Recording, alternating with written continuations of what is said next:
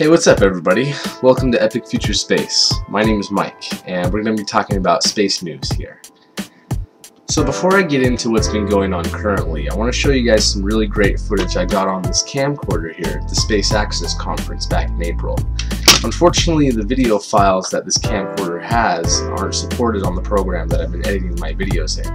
But I just figured out how to change the codecs to whatever type of video file I want. So now I can start showing those to you. And I have some great stuff for you. I have an interview with Dave Masten of Masten Aerospace, which I'm going to show you today. I also have interviews with Jeff Greason of X-Core Aerospace, Roger Longstaff with Reaction Engines, the British guys who are building the Skylon space plane, and a bunch of other really great stuff. So I'm going to start showing you guys that, and I'm going to kind of do that for a little while I'm finishing up setting up at my new place here and getting more footage for you guys. So without further ado, here is what I got at the Space Access Conference. Alright, so here I am.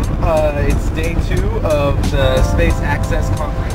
Alright, I'm here with Dave Masten. How you doing today? Can't complain. Beautiful weather. Good, yeah, I love it here. So, real quick, can you tell me how you first got started with your company? I can't do it real quick. So basically, a bunch of stuff fell into place. I've been into rockets ever since I was a little kid, so it's sort of always been a hobby. Basically, two things coincided. I got to the point in the hobby where the next interesting project was something that needed to be worked on full time, and simultaneously, the company I was working for at the time got bought out by a much larger company. So, two fortuitous, wonderful things happened at the same time. That's why I started the company. That's when I started. Well, that's great. What kind of updates can you give me on the Zoe spacecraft? Well, Zoe's gone. Will not be returning. Okay. However, it has been modified. The basic design has been modified, and it is now Zero. And Zero is currently in flight test. We're under tether right now, which limits the distance we can possibly travel, and also tends to save us if we don't come down correctly. But do you have any ballpark figure of when your first launch might be untethered?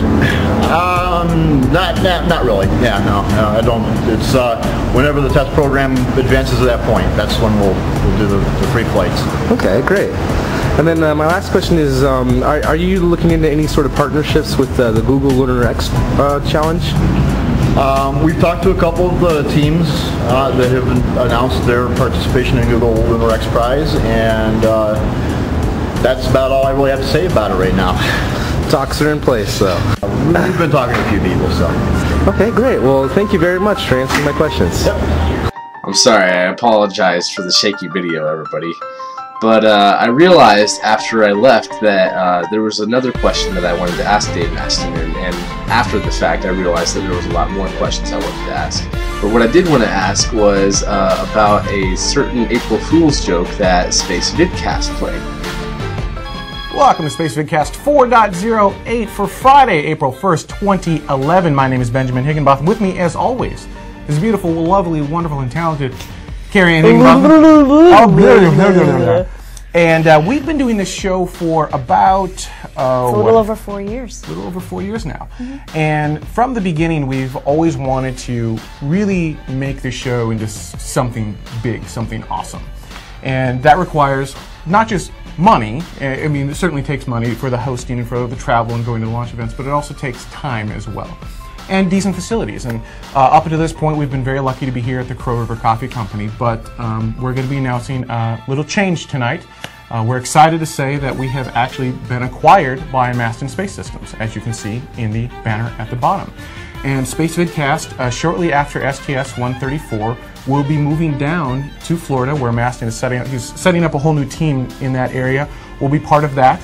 And we will be doing this full time. So we'll have more time to be dedicating to the shows. A lot of you Space Vidcast regulars have noticed that I have not been available recently, and I've been working on some back-end projects. Well, this is what we have been working on. And so we're very excited to announce our acquisition of Masten Space Systems. And we'll still be Space Vidcast, and we're still going to be under the Space Vidcast name. I'm still voting for Space Mastencast. There's just a certain ring to that. So I just had to ask him whether or not he would buy out Space Vidcast. And this is what he had to say. So what do you think about the possibility of buying out Space Vidcast? Wonderful April Fool's joke. It sort of caught me off guard though, because I was fixing dinner while sort of listening in on Space Vidcast, and Tiff was watching it a little more closely, and yeah, it sort of caught me off guard while I was trying to cut up some food, and fortunately I didn't cut myself when I gasped. But afterwards, as the joke progressed, I was pretty much in on it, and having quite a side conversation with Carrie Ann. I thought it was really cool that he was a good sport about it and thought it was funny. Unfortunately, he wasn't able to buy out Space Vidcast, but it was still cool nonetheless. And I wish I'd asked him more questions, but unfortunately I wasn't able to. And I'll see you guys next time with more interviews. See you next time.